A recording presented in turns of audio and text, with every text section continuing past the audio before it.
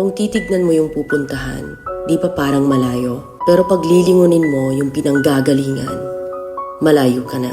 Hindi mo malalaman kung hindi ka susubok. Ang buhay ay isang malaking sugal. Kung lagi kang takot sumugal sa isang bagay dahil takot kang mawalan, mauubos lang kung anong meron ka. Kung hindi ka mawawalan, hindi ka rin magkakaroon. Kung ano man ang mga desisyon mo ngayon, yun ang magiging buhay mo bukas. Lakasan mo lang yung loob mo. Dahil ang mundong to, aapakan lang ang mga mahihina. Ibangon mo palagi ang sarili mo.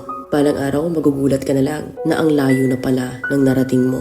Kahit mabagal ang progress, basta may usad at kumikilos ka, okay na yan. Wala tayong magagawa. Ganyan talaga ang proseso ng buhay. Lahat tayo nakakaranas ng hirap. Hindi natin alam kung hanggang kailan tayo dito sa mundo. Kaya mas piliin mo maging mabuting tao. Ang pinakayaman na maituturing natin sa sarili ay ang ating mga pangarap. Kapag handa kang abutin yung mga pangarap mo, hinding-hindi ka maghihirap.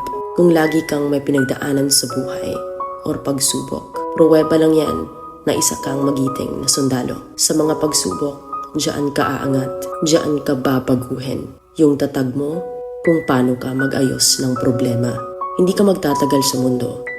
Lubos-lubusin mo na. Gawin mo yung mga bagay na handang iangat ang sarili mo. Huwag mong isipin yung mga sinasabi ng iba at huwag na huwag kang panghihinaan ng loob dahil lahat ng tao ay may iba't ibang desisyon at iba't ibang sitwasyon. Huwag ka lang mawalan ng pag-asa. Hindi mo naman kailangan madaliin lahat. May proseso ang bawat ganap mo sa buhay.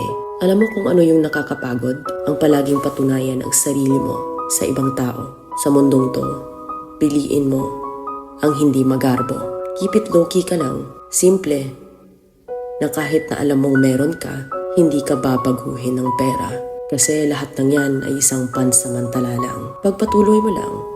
Kung may pangarap ka, makakarating ka.